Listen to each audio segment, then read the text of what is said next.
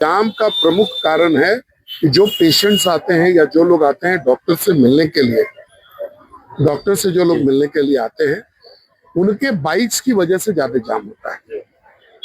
Doctor से जो लोग मिलने के लिए आते हैं उनके बाइक्स की वजह से ज्यादा जाम होता है।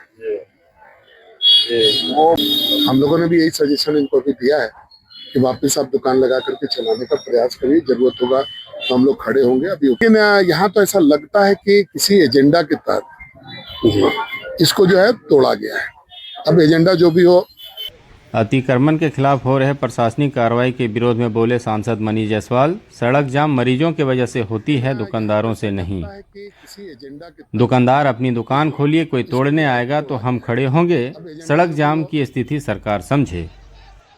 गिरिडीह जिले के इसरी बाजार में बीते 8 मई को हुई दर्दनाक सड़क दुर्घटना में कुल 9 लोगों की जान चली गई थी। तब से सरकार पूरे राज्य में सड़क किनारे किए गए अतिक्रमण के खिलाफ कार्रवाई कर रही है ताकि इसरी बाजार जैसी घटना की पुनरावृत्ति ना हो।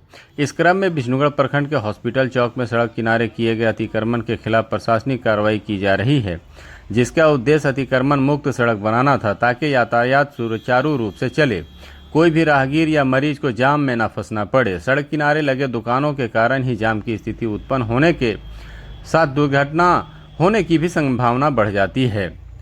हो रही कार्रवाई को लेकर अब राजनीति भी शुरू हो गई है। भाजपा के सांसद मनीष जायसवाल का मानना है कि सड़क जाम दुकानदारों के वजह से नहीं बल्कि मरीजों के वजह से होती है, जो सड़क किनारे बाइक खड़ी कर डॉक्टर से इलाज कराने जाते हैं।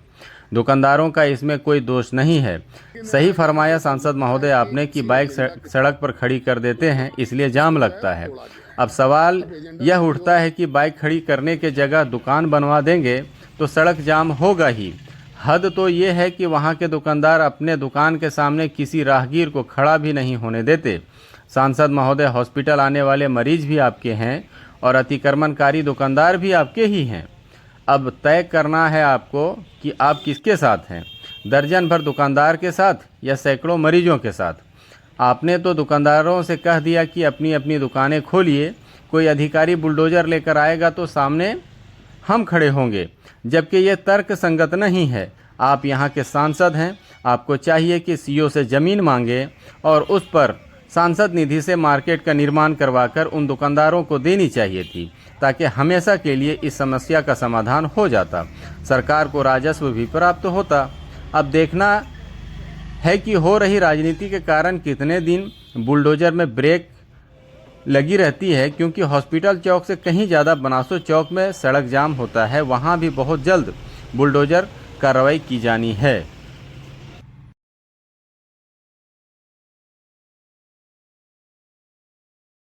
देखिए, दो विषय है और दोनों का समाधान सरकार के पास ही है। ये कार्रवाई इसलिए की गई कि यहाँ पर जो है जाम का शिकायत था।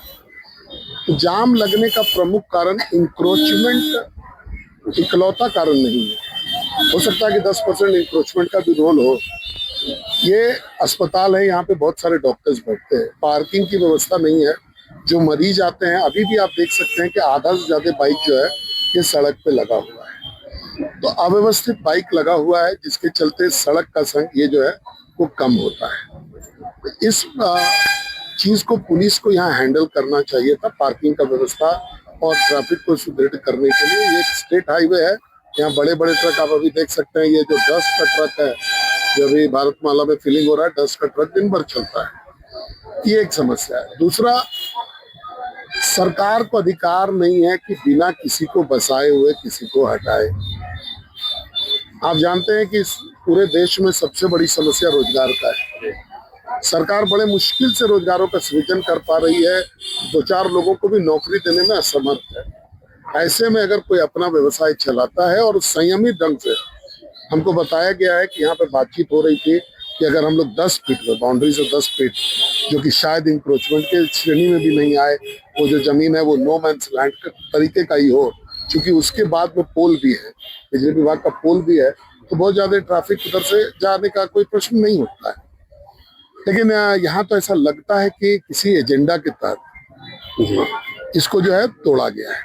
अब एजेंडा जो भी हो, लेकिन किसी भी रिस्पॉन्सिबल सरकार को, जो रिस्पॉन्सिबल हो, उसको पहले बसाने का काम करना चाहिए, फिर उजाड़ने का काम करना चाहिए। हम लोगों ने भी यही सजेशन इनको भी दिया है कि वापस आप दुकान लगा करके चलाने का प्रयास करिए, जरूरत होगा तो हम लोग खड़े होंगे। अभी उपायुक्त से बात करने के लिए समय लेंगे और इनको लेकर के उपायुक्त के पास भी जाएंगे, ताकि इस जो है ये परमानेंट निदान हो सके।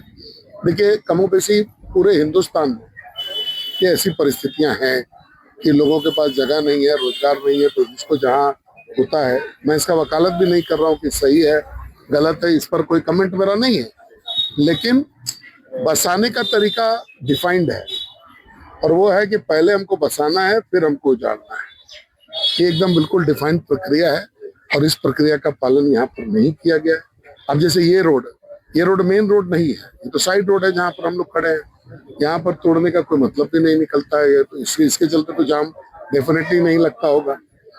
जो हमको जानकारी है कि जाम का प्रमुख कारण है कि जो पेशेंट्स आते हैं या जो लोग आते हैं डॉक्टर से मिलने के लिए, डॉक्टर से जो लोग मिलने के लिए आते हैं, उनके बाइक्स की वजह से ज्यादा जाम होता है।